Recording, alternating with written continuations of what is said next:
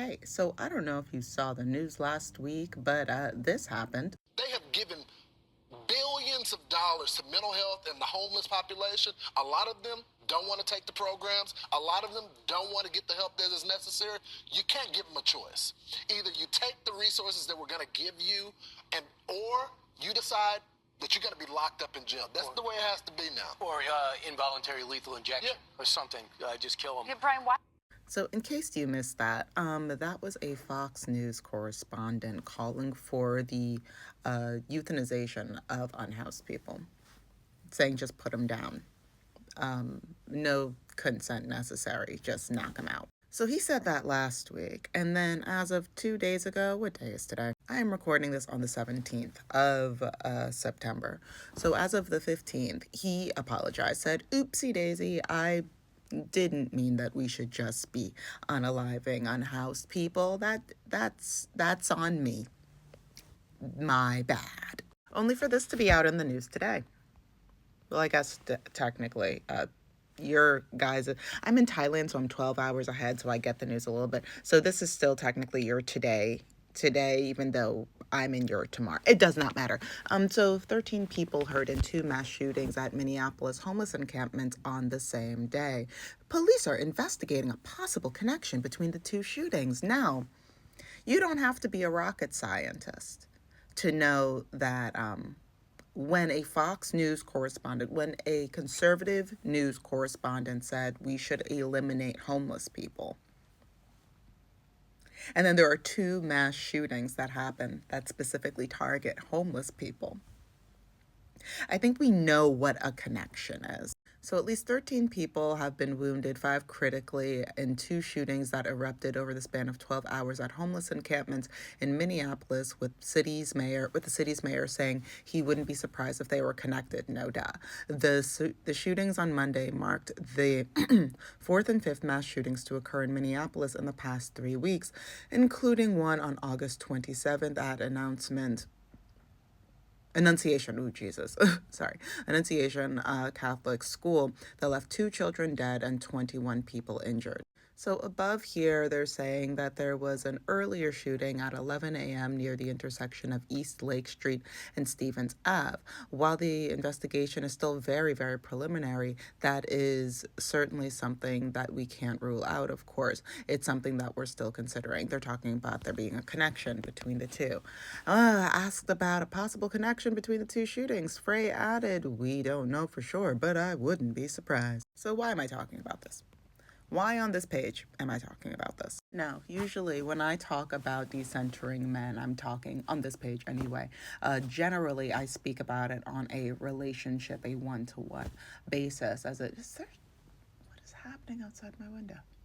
I'm sorry, there's always like some adventure happening outside my window, and today's no exception. Anyway, so I talk about it usually as it relates to romantic or intimate relationships with men. With the ongoing developments in the United States, especially as somebody who has left the United States indefinitely, I have been talking about this concept more on a political and social level. One of the things that has a direct correlation from the one-to-one, what is happening? There's like a random rope outside. I don't know if somebody's going to be cleaning window. I'm so sorry.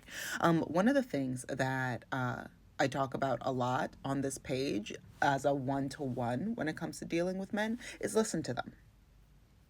Listen to them and believe them and act accordingly with the information that they have given you. And we see that a lot when it comes to one-to-one relationships, when it comes to the quote-unquote jokes that they make, when it comes to them saying, oh, well, I wasn't really attracted to you, or, oh, I'm going to cheat, or, oh, I don't take this seriously, or, oh, I'm not looking for anything, or whatever it is. A lot of women do not take them seriously, do not think that they're saying their truth. And I'm encouraging all non-men, hey, listen to them. Believe them the first time. This also goes for politics. This also goes for news correspondents. That man in the first clip, people needed to listen to him and take him seriously, because there are other men that are listening to men like that and taking them seriously.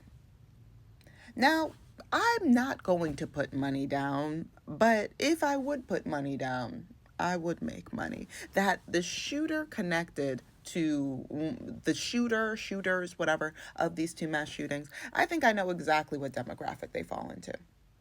Because those are the men that are listening to the men like that and acting, unfortunately, according to the fallacies that are going on within their brains. In their mind, they're acting accordingly. They're listening to men and acting accordingly. And I made a whole other joke about this, and I don't think that I've seen people, not I don't think, I have not seen people making jokes or making light of what this Fox News correspondent said online, which is good. But I also don't think that people are taking what these correspondents, what these podcasters, like the I don't think people are taking them seriously. Yes, they're ignorant. Yes, they're dumb. Yes, they're ugly. Yes, there's a lot that goes into the yikes of it all. And there are people who are armed, who are dangerous, who hate marginalized people, who hate women, who hate people of color, who hate disabled people, who hate Jewish people. Those are the people that are listening to these men and acting accordingly by their own messed up value system. Now, I think that we are listening. I think that and when I say we, I mean marginalized people. I think that we, by and large, are listening, but are we acting accordingly when these very real threats, when these very real promises are being made? And because the systems that are supposed to be in place to quote unquote protect us, mind you, let us just have a very quick, this is a thing that I think a lot of people know, but just in case you don't, the police system in the United States is just the modern day slave catching system. They're just slave catchers, but in 2025. They were never meant to protect the public. They're only meant to uphold the law.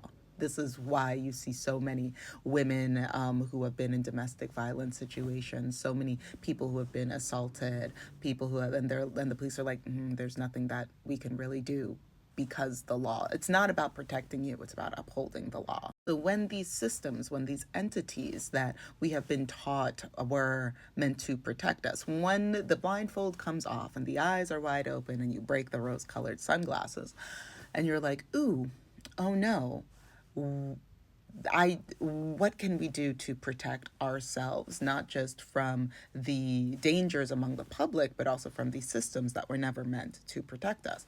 This is why I keep saying community is so important. We need to be paying attention and actively listening and believing the threats that the oppressor is saying to us in 4K, in real time, with their chest, with their big boy voices. We need to be, what is happening outside of my window? I'm sorry. We need to be able to believe them and work communally together in order to face these threats. So that way, hopefully, until we are able to fully revolutionize. Listen, it's a story. That's a whole other thing for a whole other video. Let's just say that, let me word this right. Let's just say that I don't believe that holding hands and black squares is going to bring about the revolution that we need in the United States. I am Nepal. Nepal got it right, but that's a story for another day. There was a window cleaner. That's what was happening. Had to close that window because I don't need men looking at me. But yeah, when these murderers or murder adjacent people make threats about marginalized communities, which yes includes children, yes includes homeless people, as well as Black, Indigenous, the list goes on. When these threats are being made, this is the community that we need to really be working on.